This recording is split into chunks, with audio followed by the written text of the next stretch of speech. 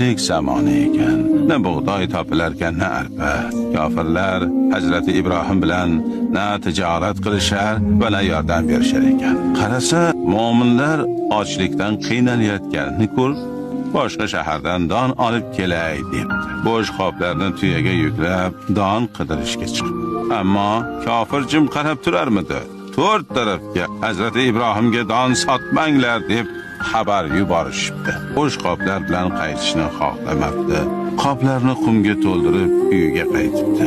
Ey Sora, bu qoplarda un emas, qum bordir. Sora onamiz bir qopni qarasalar, ichida un borligini ko'ribdi. Qoplarga qayta nazar solishganda ko'rishibdiki, Haq Taoloning karami ila butun qumlar unga aylandi. Agar Alloh xohlasa, qumni un qiladi, xohlasa mullani ham unchi qiladi. Ibrohim surasi